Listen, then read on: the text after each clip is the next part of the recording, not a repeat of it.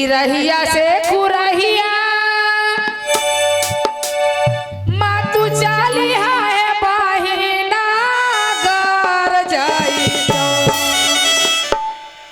हे बहिना घर जाई तो हे नायन मा दोनों कटवा है घर जाई तो हे नायन मा दोनों कटवा है घर जाई तो रहिया से कुरहिया मातु चालिया है बहिन चालिया है बहिना घर जाई तो हे नायन मा दोनों कटवा घर जाई तो हे नायन मा दोनों कटवा घर जाई तो जय हो ताली ताली दीदी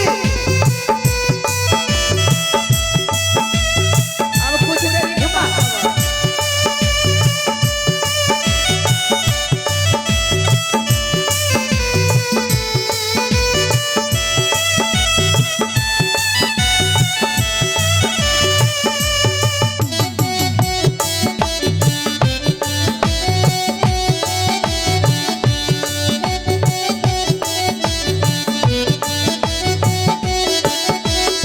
और एक मिनट भैया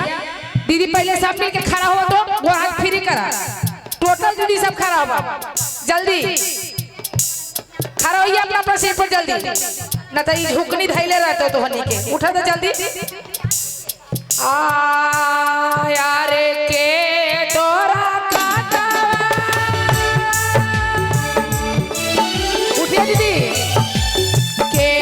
तोरा काटावा निकाला तो है साखिया निकाला तो है साखिया के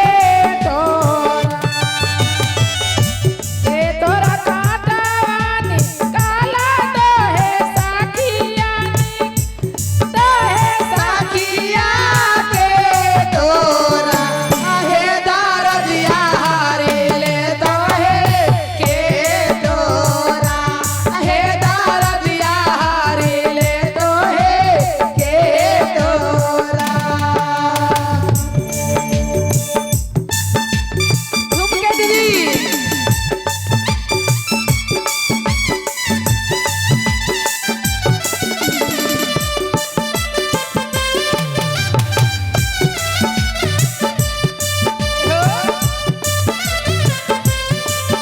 क्या बात है दीदी झुम के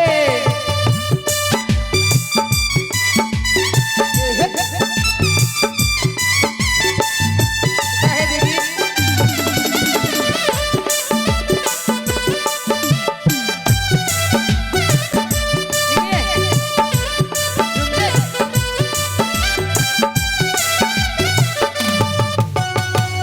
जय हो भैया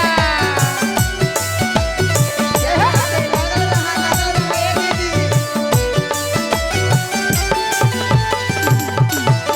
आओ का कहते हैं दीदी